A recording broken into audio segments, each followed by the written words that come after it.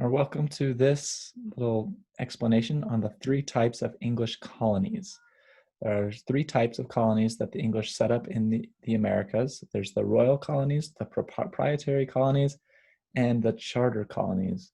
Now, when I first looked these up, they didn't really make sense to me. So I made this little video with some very, not the best animations here, but hopefully they make sense.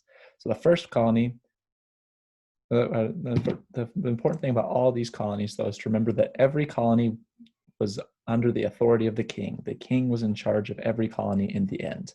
He just had different ways of assigning people to be in charge of it.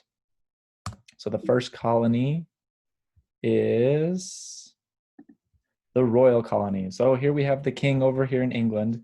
He has his laws and he has a colony set up over here.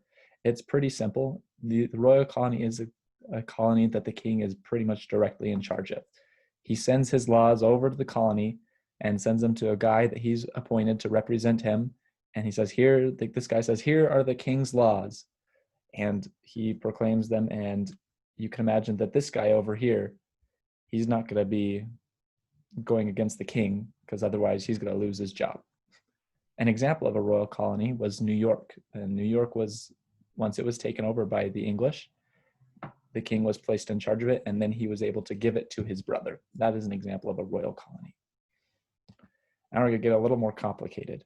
A proprietary colony is a colony that the king has given to a friend or someone who he owes money to, and he kind of allows them to be the ruler of it, but he's still back there.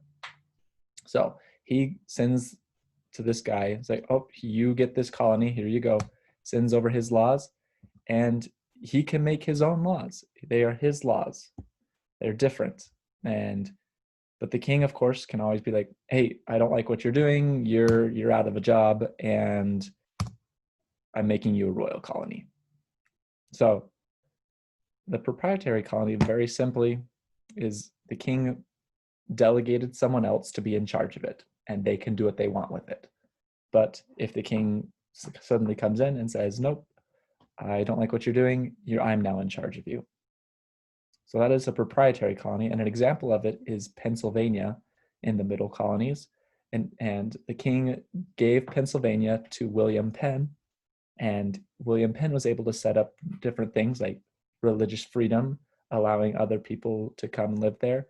And he purchased the land from the Native Americans rather than fighting them and taking it over by force. And that is an example of how he established his own laws from the directive that the king gave him.